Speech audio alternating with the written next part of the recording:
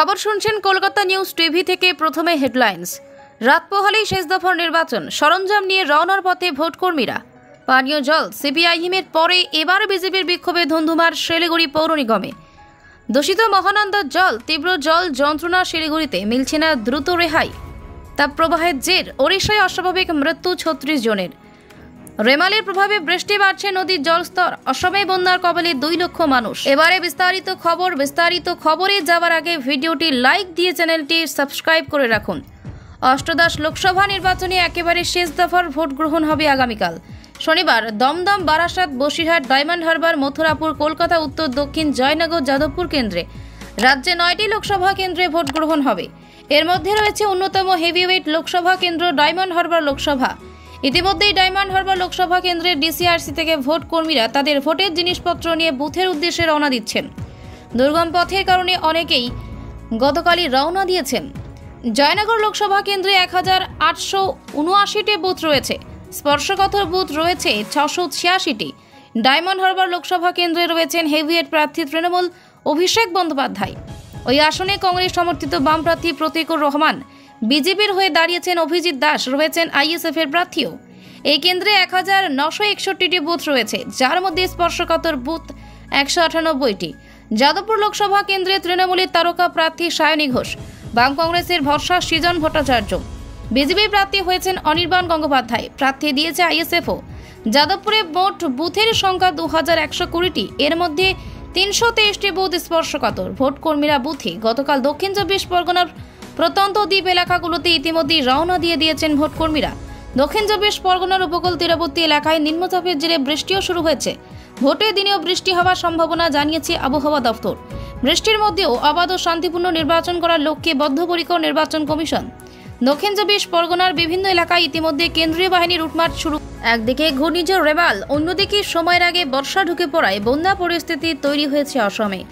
রবিবার থেকে অনবরত বৃষ্টির জেরে অসমের বিভিন্ন নদী ও উপনদীতে বেড়েছে জলস্তর, যার ফলে রাজ্যের বিভিন্ন জেলা চলে গিয়েছে জলের তলায়। অসম বিপর্যয় মোকাবিলা দপ্তর সূত্রে জানা গিয়েছে 9টি জেলায় বন্যার কবলে পড়েছে। বন্যা কবলিত জেলায় ভোগান্তির শিকার প্রায় 2 লক্ষ মানুষ, মৃত্যু হয়েছে 2 জনের। বরাকের হাইলাকান্দি ও করিমগঞ্জ জেলা বন্যায় সবচেয়ে বেশি ক্ষতিগ্রস্ত হয়েছে। জানা গিয়েছে অতিরিক্ত বৃষ্টির জেরে কপিলী নদীর জলস্তর বিপদসীমা অতিক্রম করে গিয়েছে। অসমের পাশাপাশি উত্তর পূর্বের জেলাগুলোতে আগামী 5 দিন অনবরত বজ্রবিদ্যুৎ সহ অতি ভারী বৃষ্টির সতর্কতা জারি করেছে হাওয়া অফিস। ঘন্টায় ঝড়ের গতিবেগ থাকবে 23 থেকে 40 কিলোমিটার।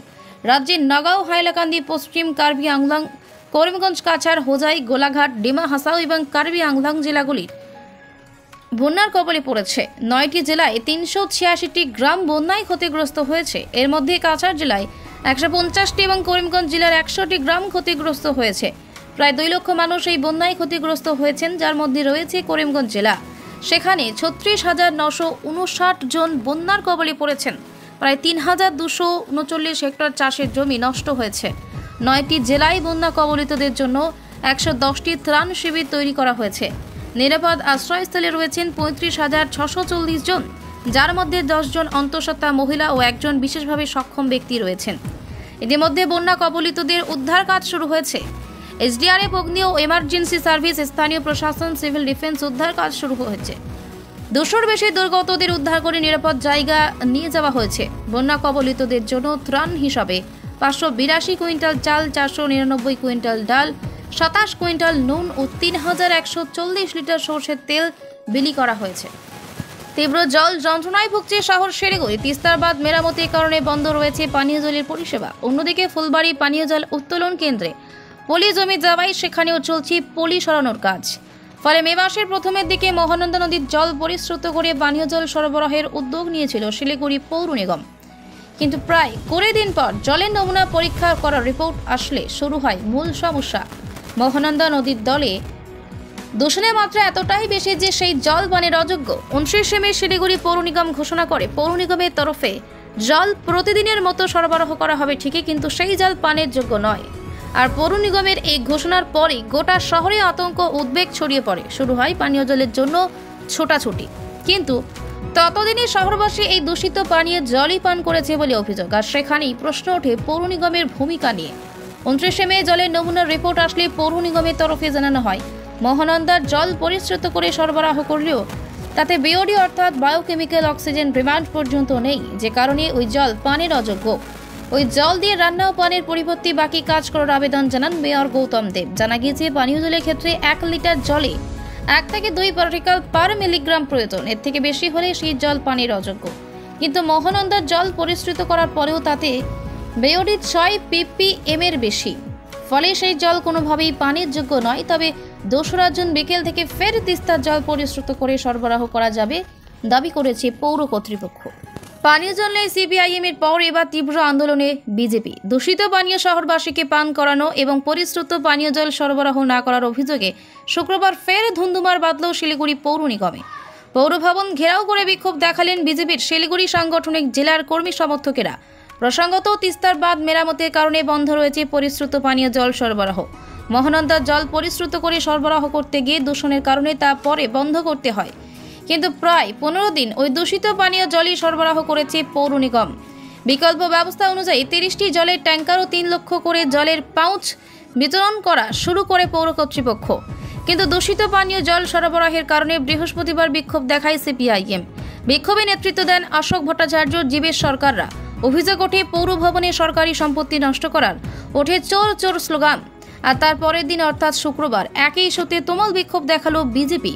পৌর নিগমের বিরোধী দলের নেতা অমিত জৈনের নেতৃত্বে পৌর নিগম ঘেরাও করে বিক্ষোভ দেখান বিজেপি কর্মী সমর্থকেরা। কিন্তু সুরক্ষার জন্য এদিন আগে ভাগেই প্রস্তুত ছিল শিলিগুড়ি পৌর নিগম।